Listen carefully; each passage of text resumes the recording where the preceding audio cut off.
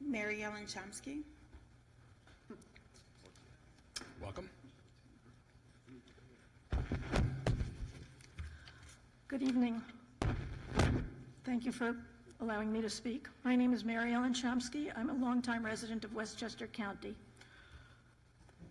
I was appalled to discover this past January that we had a gun show at our county center, complete not only with guns, ammunition, knives, but also with Nazi and Confederate paraphernalia and literature.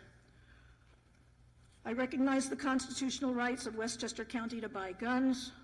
I've heard County Executive Astorino's claims that the county can generate revenue from the gun show. But it does not follow that the gun show must or should therefore be held on county-owned property.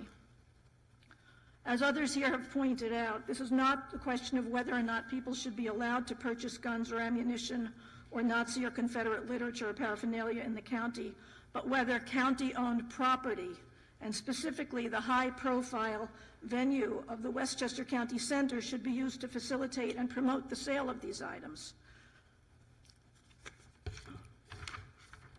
This is not about the Second Amendment.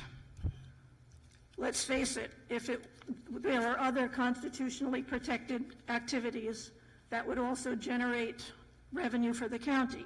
For example, we could propose a sex toy show and sale at the county center. We could propose a family planning, contraception, and abortion services exposition. Both of those would be constitutionally protected. Both of those would undoubtedly draw crowds and raise revenue. But I suspect that this group, and certainly our county executive, would not sign on to either of those options. And the people who have not supported banning gun shows at the county center, would they allow people under age 21, children under age 21, to attend those shows as they are allowed to attend the gun show? Also, the sale of Nazi and Confederate literature and paraphernalia is even more troubling than the sale of guns. Clearly, the gun show is not an appropriate educational context in which to discuss these items.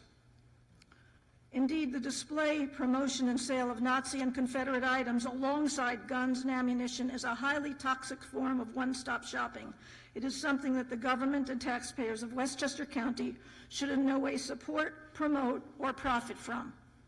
Notably, County Executive Astorino himself canceled the gun show that was to have taken place in February of 2013 following the Sandy Hook massacre. Does he or anyone think that guns are any safer now? If it was not appropriate for the county to host the gun show in 2013, it is no more appropriate now.